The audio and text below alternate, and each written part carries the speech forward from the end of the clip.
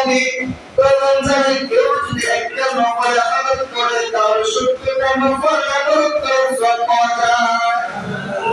কেউ যদি একটা নফল ইবাদত করে তাহলে ফরজের সমান সওয়াব পাওয়া যায়। কেউ যদি একটা ফরজ আদায় করলো সে 70টা ফরজ আদায় করলো। রমজান মাসে কেউ যদি একটা টাকা দান করে আল্লাহ রাসূল সে 70 টাকা দান করলো। এই রমজানে এত বরকত এত ফজিলত, আমরা যদি এই রমজানে একটা আলিফ করি তাহলে 70টা আলিফ পড়লে সবটুকু পাবো। এই সবটুকু আমাদের আমল নামায় আল্লাহ রাব্বুল আলামিন দিয়ে দিলেন। আমরা যদি রমজান মাসে কোরআন তেলাওয়াত করতে পারি তাহলে আল্লাহ রাব্বুল আলামিন এই রমজান মাসে একটা কোরআন তেলাওয়াত করলে রমজান আগে একটা কোরআন তেলাওয়াত খতম করবেন একটাই সওয়াব পাবেন। কিন্তু রমজানে শুধু দুবার আল্লাহ তাআলা বলেছেন রমজানে কেউ যদি একটা কোরআন তেলাওয়াত সম্পূর্ণ খতম করে সে 70টা কোরআন তেলাওয়াত খতম করলো।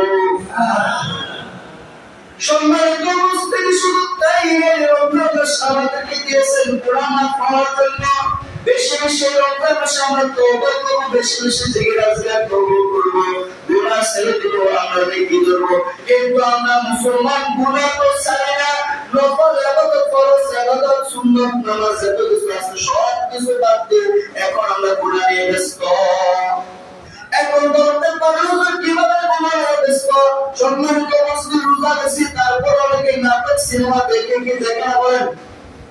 অনেকে বলে রোজা রেখেছি সময় তো কাটে না, কোনো কাজ কেমন তো নাই, তাহলে একটু নাটক দেখি, একটু সিনেমা দেখি, একটু দাবা খেলাই, একটু নাকি খেলাই, আমরা কি করি লুডো খেলাই, এভাবে সময় কাটাই।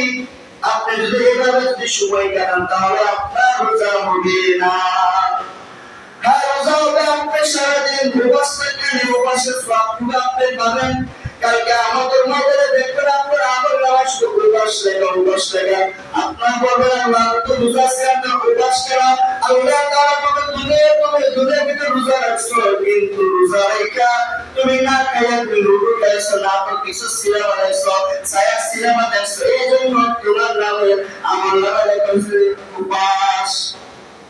আপনি সারাদিন না খেয়ে রয়েছেন কিন্তু সওয়াব নাই। কিসের জন্য?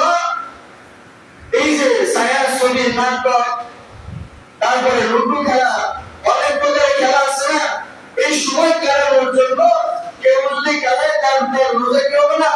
হবে না ভাই। আর এই রোজা কার জন্য